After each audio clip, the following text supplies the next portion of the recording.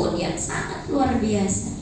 Biasanya Habibah membersamai ibu-ibu, emak-emak pengajian yang mereka juga berjuang, tapi berbeda perjuangannya dengan panjenengan. Panjenengan adalah double leader. Kenapa double? Selain juga memperjuangkan urusan rumah tangga, panjenengan juga masih memikirkan anak bangsa. Itu yang sangat sungguh luar biasa. Tadi sempat ketika berbincang santai bahwasanya DWP yang ada di Kacaptin Bondowoso rata-rata semuanya adalah mayoritas ibu yang berkarir. Ini sangat sungguh luar biasa. Tepuk tangan untuk panjenengan semua. Hari ini kita ditakdir bersama-sama oleh Allah. Dalam rangka apa? Mengenang sejarah. Sejarah seorang insan yang sangat luar biasa. Ketika anak kita tadi membacakan sebuah surah Al-Ahzab di dalam Al-Quran. Laqad kana lakum fi Rasulillahi uswatun hasanah. Beliau memang layak untuk kita jadikan model, jadikan suri tauladan dalam lini masa. Bukan hanya di zaman Rasulullah, bahkan di saat sekarang pun sampai akhir zaman. Beliau rahmatan lil alamin. Kenapa Bu? Karena Rasul itu berbeda memang. Berbeda dengan yang lainnya. Suatu ketika itu Rasulullah masih berusia remaja.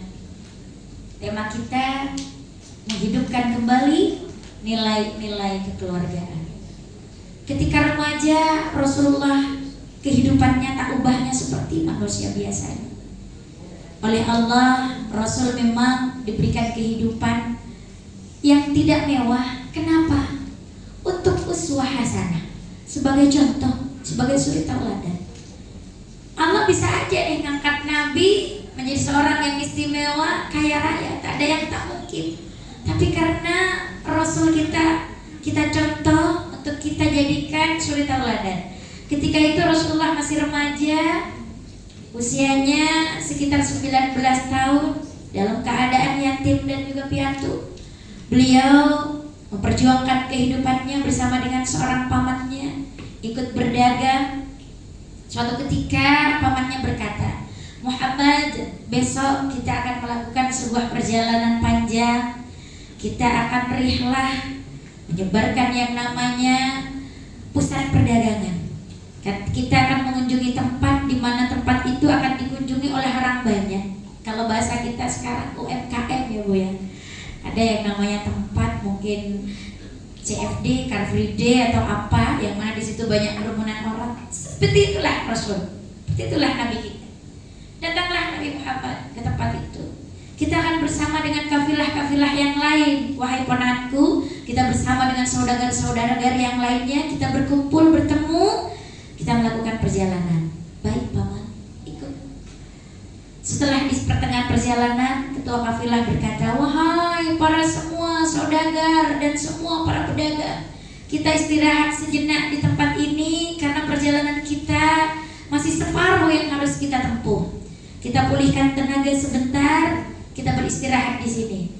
Berhenti di sebuah tempat yang mana tempat itu di keterangan adalah tempat ibadah. Namun bukan ibadah agama Islam, melainkan tempat ibadah agama Hindu. Maka wihara di situ, berhenti di situ.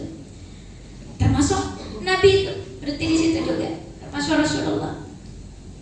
Setelah di situ kafilah berkata, wahai para saudagar yang sudah kaya, masuk nih di dalam VVIP bagian depan nih, yang nyaman. Agak ke belakang VIP. Mundur lagi ke belakang pengurus nih, pengurus harian. Mundur lagi ke belakang anggota nih. Bagian paling belakang kesra. Kesrek kespira orang. Aturan itu memang sudah ada sejak dulu.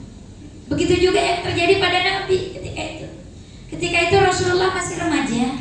Status beliau adalah karyawan sebuah toko. Apa yang terjadi setelah diatur oleh ketua kafilah? Masuklah saudagar-saudagarnya, termasuk paman Nabi. masuk di dalam karena paman Nabi sudah termasuk saudagar, sedangkan Rasulullah ada pekerjaan. Jadi Muhammad tuh di luar, dia masuk bagian karyawan tuh, masih muda lagi.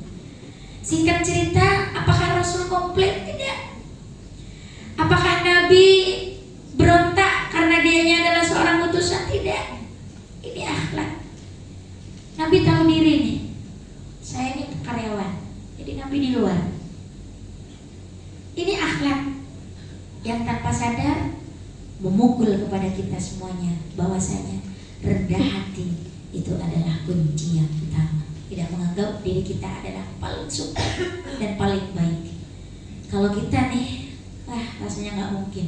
Sudah tahu kita super, ditaruh di paling belakang, nggak disambut lagi, kebangetan nih panitia. Itu kita, Bu, tapi Rasul tidak. Singkat cerita, Muhammad nih di luar. Setelah di luar, panas matahari karena memang padang pasir di situ. Luar biasa, bersama dengan karyawan yang lain. Apa yang terjadi, Bu? Ternyata awan datang menghampiri Rasulullah. Pas lurus matahari dengan tubuh Nabi yang sedang berdiri, sehingga panasnya matahari tidak dirasakan oleh Rasulullah. Allahumma sholli ala Muhammad. Kemudian sang biksu keluar dari wiharanya menyaksikan insiden ini. Kemudian biksu itu bertanya kepada Nabi, "Man anta ya walad?" Siapa kamu wahai anak muda? Nabi menjawabnya dengan tersenyum saja. Rasul itu sering tersenyum dulu. Wajhun malihun. Jadi Rasulullah itu suka tersenyum. Jadi ibu-ibu yang sering senyum, yang sering membuat hati suami kita bahagia, itu berarti panjenengan sudah melaksanakan yang namanya akhlak Nabi.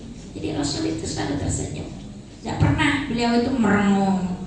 Tidak, jadi tersenyum aja.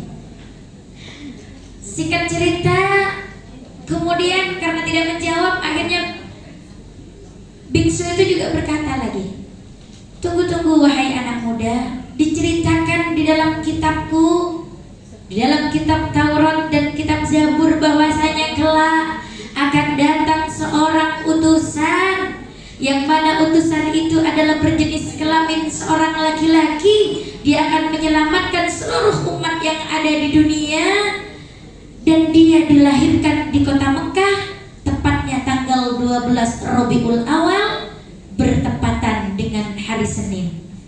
Dan ciri-cirinya adalah jangankan terik matahari, maka cahaya malaikat pun akan menutupi, terus mendampingimu. Apakah itu kamu, wahai anak muda? Karena ciri-ciri itu ada berada di dirimu."